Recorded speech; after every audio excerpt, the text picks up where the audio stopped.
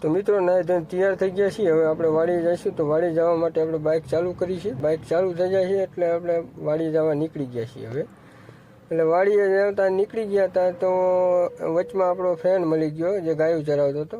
તો એ આપણે આડો ઊભો રહે છે. તો અમે ઊભા રહેતા નથી, નીકળી જાય છીએ કારણ કે વાડીએ કામ હતું. તો ગાડીએ પહોંચ્યા તો અહીંયા ટ્રેક્ટર બંધ પડ્યું હતું. ટ્રેક્ટર જોયું બંધ પડ્યું છે તો હવે આપણે ડીઝલ લેવા જવું પડશે. તો ડીઝલ તો અહીંયા મળે નહીં, ગામમાં જવું પડે. તો ડીઝલ લેવા મોકલી દીધો છે જણને. અને આપણે જોઈએ છીએ આપણે ઘઉં કેવા થઈ ગયા છે અને હજી આપણે ઘઉં વાવવાના છે. તો એટલી વારમાં આપણે આ ખીજડે બેઠા ઘડીક વાર. તો ઘડીક વાર બેઠા એટલી વાર મોજ કરી. તો અમારા ભાઈને ઊંઘ આવી ગઈ. ભાઈ સૂઈ ગયા અને આપણે છે તો ટ્રેક્ટર આવી ગયું છે બીજું અને એ ઘઉં વાવવાનું ચાલુ કરી દીધું. ડીઝલ નાખી અને લારું પણ આ લઈ લીધું છે. હવે આપણે ઘઉં વાવવાનું ચાલુ કરી દીધું છે. હવે ઘઉં ફૂટી રહ્યા છે તો ઊભું રાખવું પડશે ને અંદર ઘઉં નાખવા પડશે. તો ઘઉં નાખી દઈશું આપણે. ઘઉં નાખી દીધા છે હવે થોડા અને ફરીથી આપણે ઘઉં વાવવાનું ચાલુ કરી દઈશું. તો તમે બન્યા રહીજો વાંગલા. ઘઉં વાતા હતા તો એમાં ભાઈને એમ થઈ ગયું કે ઘઉંનો તૂટો આવશે શું, તેમાં પગલાં ભરવા માંડ્યા. અને એની પાસે ચા થવા માંડી છે. ચા તૈયાર થાય એટલે ચા પીશું અને પછી આપણા ભાઈબંધ આવે આઝાદને લેવા આપણે લખતર જવા નીકળી ગયા છીએ.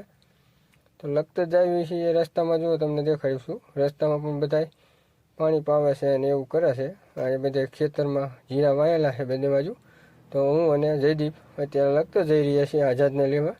તો આઝાદને લઈને આવી ત્યાં સુધી બન્યા રહો વિડીયોમાં. અત્યારે અમે પહોંચી ગયા હવે લખતર.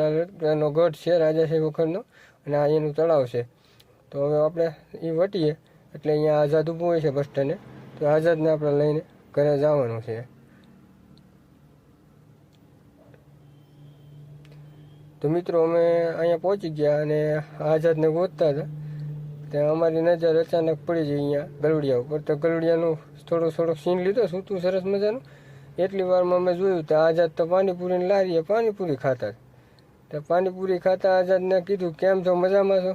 તો કે હાલો ખાવી નથી પાણીપુરી. મેં અમે કીધું અમે નથી ખાવી, તમે પહેલાં ખાઈ લ્યો.